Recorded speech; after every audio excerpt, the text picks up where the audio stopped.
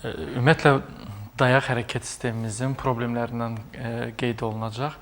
Dayaq hərəkət sistemi, yəni bizi saxlayan, bizim hərəkətimizi nizamlayan, bizim orqanizmimizin, belə deyək ki, həyat antenamız olan onurğa sütunu və digər hərəkət işinə baxacaq oynaqlardan bəhs edirik. Bu sistemlər ayrı-ayrı qrup həkimlər tərəfindən müalicə olunan xəstəliklərdir. Oynaq xəstəlikləri çox sürətli gəncləşir, artır. Onların əksər rolu nədən ibarətdir? Məsələn, bütün günü telefon və boynun bucağının dəyişməsi, yırtıqların artması, birdən-birə çəkinin artması, aidiyyəti olub-olmadan ağır yükü götürməsi və daha çox oturaqlı yataq vəziyyəti keçirtmək bel fəqərələrində olacaq problemlərə gətirib çıxarda bilir. Amma ən çox da rastımıza gələn dizdir. İnsan ümumiyyətlə ağırlıq mərkəzi dəyişə bilir. Yəni, çanaq deyil də, çəki dəyişəndən sonra təsəvvür edin ki, bir neçə tonluq yükü daşıyır bu diz. Diz daşıyırsa, təsəvvür edin 40-45 yaşdan yuxarı adamlarda. Onsuz da mayi azalır. Az hərəkət edən adamdırsa, qidalanmaya fikir verən deyilsə, çox oturaqlı həyat tərzi keçirdirsə, hər hansı bir travması olubsa, onsuz da bir qırdaqda bir problem var. Və bəzilərində mayisi, oynaq mayisi onsuz da azdır. Onlar səs də edə bilir, ağrı da verə bilir. Kəskin hərəkətlər edərkən, məsələn, pilləkən qalxdıqca ağrıları daha çox artır, bir-birinin üzərini daha çox sürtə bilir və daha sonra oynaq mayisi arta bilir, sonra şişkinlik, qızarıqlıq verə bilər, ağrılar şiddətlənə bilər, həmçinin yırtığa kimi gətirib çıxarda bilir. Birinci tip, ikinci tip, üçüncü tip. Və bu ağrıların daha çox artması və bu dediyim ibtidaidən aliyə qalxa-qalxa, azdan çoxa gedə-gedə də müalicəsi də o cür zəifdən güclüyə doğru gedir.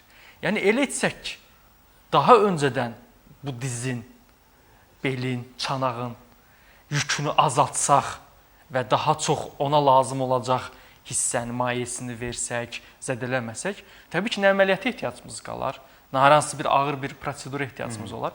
Çünki fikir versəz, əməliyyat olunur, müalicə alır, yaxşı olur, bir müddətdən sonra yenə yaxşı ola bilmirlər. Bu, daha kəskinləşmiş dövrlərindən söhbət gedir. Oynaqlarda paralel şəkildə ağrılar davam edirsə, mövzumuz da olub, revmatoid artritləri daha çox deyirik və yaxud da paralel deyil də, tək şəkildə olarsa oynaqlarda osteoartrit üzərinə düşə bilir. Təbii ki, bunların başqa kriteriyaları da var. Boyun ağrıları daha çox narahat edə bilər, çiyin ağrıları daha çox narahat edə bilər. Ən çətin oynaqlardan biridir çiyin oynağı. Yükün azalması. Bəzən biz onu MRT müayinəsi edirik, görürük artıq sıxışma sindromu var, impingement sindromu var. Yükü azaltmaq, müəyyən müalicə aparmaq olmasa daha çətin prosedurlara gəlib çıxmaq olar. Biz daha çox, yəni bu problemləri bilənlər bilir. Bir xəstəliyin adını qeyd edeyim, məsələn, baş barmağın qızarması, şişməsi, həddən artıq kəskin ağrı verməsi padagra, yəni ayaq tələdədir. Belə bir xəstəlik də var. Çox çəkilmiş ət istifadə edilir. Bir də yalançı padagra var, o da diz üzərində olacaq təsirdir. El arasında duzlaşma deyirlər bəzilərinə. Dizi ağrıdır, dizində duzlaşma var. Beli ağrıdır, belində duzlaşma var. Yəni barmağı ağrıdır, bura duz yığılıb. Duz birə yerlərə yığılıb eləmir. Yəni duz deyəcək bir şey yoxdur. Çöldən duz yedim, o getdi, oynaqlarıma hopdu. Belə bir proseslərlə razılaşmayın. O dedikləriniz osteofitlərdir. Məsələn, gedirsiniz, rentgen olursunuz, deyir ki, boyun fəqərələrində osteofitlər var. Siz onu duzlaşma kimi bilirsiniz. Yəni, sümük çıxıntılardır, qırdaqlar artıq bir-birinə toxunub, kobudlaşıb, sklerozlaşıb. Artıq sklerozlaşıbsa, bunun üçün fizioterapiya, hərəkət, məşq, müəyyən müalicə üsulları var ki, aparılır. Biz nə edə bilərik ki, bu həddə gəlib çıxa bilməsin. Çünki boyun problemi olanlarda baş gicəllənmə, baş ağrısı, gözün zəiflənməsinə gətirib çıxarda bilər, təzyiqin artması ola bilər, hətta vestibülər aparatın pozulması olar. Məsələn, bir əşyaya baxır, döndükcə sanki başı da gicəllənir. Ürək bulanma belə verə bilir. Bel ağrıdıqda ayaqların altına qədər keymə verə bilər. Təbii ki, o da müayinə olunur ki, hər hansı bir yırtıqmı, protruziyamı və hər hansı bir problem varmı, yox. Məsələn, çox qadınlarda osteoartritlər daha çox sakroiliet bölgədə olur. Məsələn, çanaq nahiyəsini müayinə etdikdə bəzən o qədər zədə alır ki, ora maye belə toplana bilir. Onlar bəzən yeridikdə ördək kimi ayağı atmaq kimi olur. Çünki məcburi yeriş olur. Bəzən onu bəzən hansı xəstəliklərlə onu qarışdıra bilirlər. Çox pendir süd məhsulları emaldan keçməyəcəklər, pastörizə olunmayanları yedikdə bruselloz deyə bir xəstəlikdən sonra da həmin nöqtələrdə o problemlər yarana bilir. Və bəzən də oynaq kisəsini iltihablaşdırır. Ona biz bursit deyirik. Elə bir ki, əlini qaldıranda ikinci bir əl qaldırır. O qədər çətinlik yaradır. Və yaxud da ayağını qaldıranda sanki ayağına bir nəsə bağlayıb onu qaldırmış ola bilir. Və yaxud da uzun müddət oturub qalxanda əziyyət çəkirlər. Və yaxud da çox gəzdikdən sonra oturanda əziyyət çəkirlər. Bunlar hamısı ümumilikdə biz oynaq xəstəliklər qrupuna aid eləyirik. Təbii ki, bir hamısını açsaq ki, vaskulit nədir, artrit nədir, hansı nədir?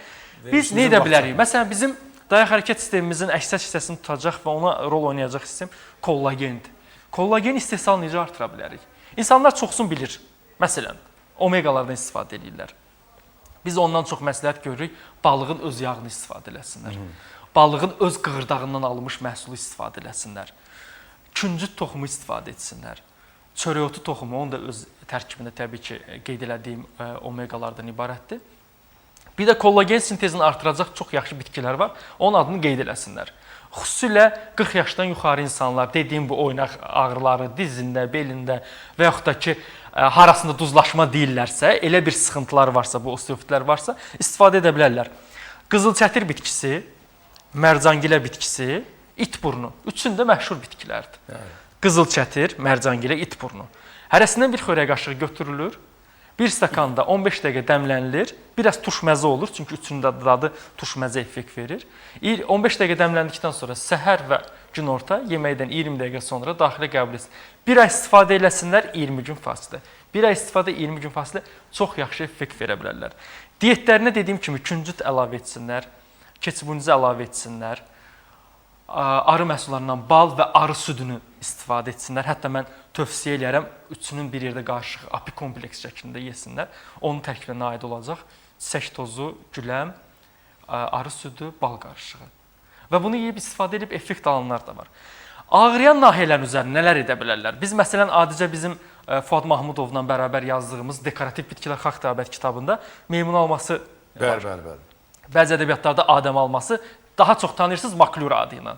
Onun içərisi, yəni o sezonda yetişdiyi vaxtı həmin o yaşıl hissələr toplanılır, doğranılır, spirtdə saxlanılır. Ağrıyan nahiyələr, həmçinin əziləcək, sıxılacaq nahiyələrə, ağrıyacaq yerlərə qoymaq, təpitmə şəklində qoymaq olar.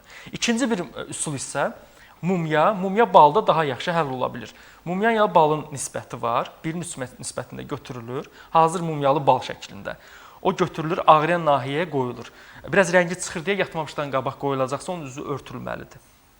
2 saat və yaxud da axşam qoyulub səhərə qədər qala bilir.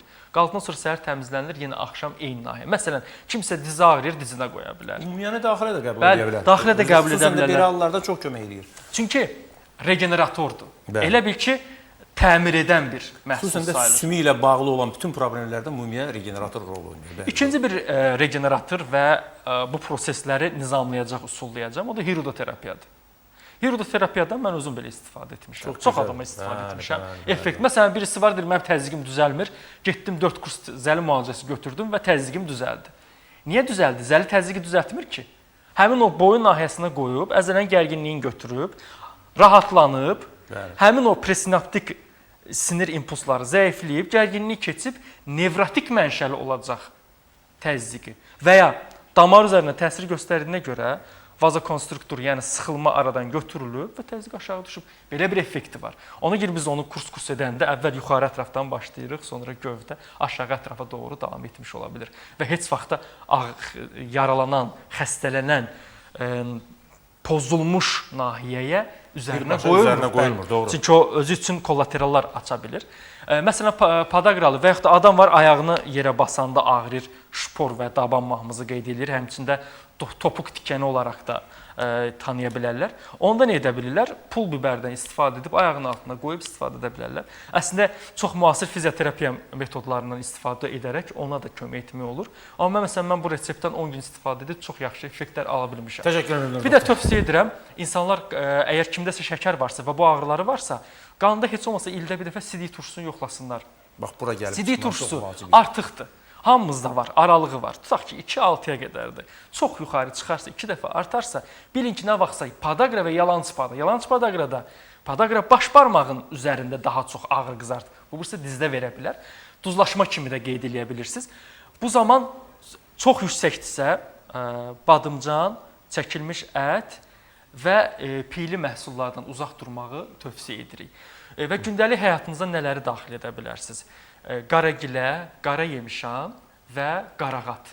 Üçünü də qara adından yadınızda saxlayın. Əslində bu çox yaxşı məşhur reseptdir. Ümumiyyətlə bilirsiniz, biz bir Moskvada çox yaxşı konfrans oldu. Sırf oynaq xəstəlikləri üzərində elə mən də bu tərəfdən baxdım gələndə ki, siz mövzunu da belə qoymusunuz. Bir dolu kitablar da aldım. Həm də çox maraqlı bir debat oldu. Sırf oynaq xəstəlikləri üzərində. Biz necə eləyə bilərik ki, bu geniş bir mövzudur. Məsələn, insanlar qabaq osteoporoz yox idi mi? Yəni qadınlarda xüsusilə sümük əriməsi. Deyir mənim bütün sümüklərim ağrıyır. 48-52 yaş keçəndən sonra onlar necə qoruna bilərlər? Bu önəmli bir şeydir. Və yaxud da qalxaməzər ətraf vəzisi necə işdir? Diyetinizə dediyim qidaları daxil edə bilsəz, dediyim üsulları isə ayağını, cavan quzunun ayağını, bunlar da çox kömək edir. Onu əslində fikir etmə, biraz o qarışıq mövzudur. Yəni Yox, mübahisəli yəni mövzudur. bu- Məsələn, nə orada qədər- olacaq hansı hissəni bədən mənimsəyə bilir? Məsələn, doğru deyirsiniz. Çöldən bir şey qida aldıq, balıq qığırdağı deyək və kalsiumla zəngin bir qida aldıq. Amma bu adamın bağırsağı normal deyil. Artıq bu başqası Bu sorula bilmirsə, istəyirsə o getsin hər gün xaş yesin. Güncüt də yesə yenə də Nəsə olmayacaq. istifadə etsin, o sorula bilməyəcək. Bəli, doğru. Ona görə məsələn bəzən xəstə müraciət etdikdən sonra biz anamnez toplayırıq, xəstəlik tarixçəsi. Nədən sonra oldu? Kilosunu birdən-birə aldımı, azaltdımı? Fiziki işi necədir? Bağırsaq çoxmu işləyir, azmı işləyir? Buna uyğun qərar verdikdə bu bitkilərin necə istifadəsi daha rahat şəkildə belə deyim ki, hər xəstəyə uyğun fərdi şəkildə etmək olur. Çox sağ olun Elnur doktor. Təşəkkür edirəm.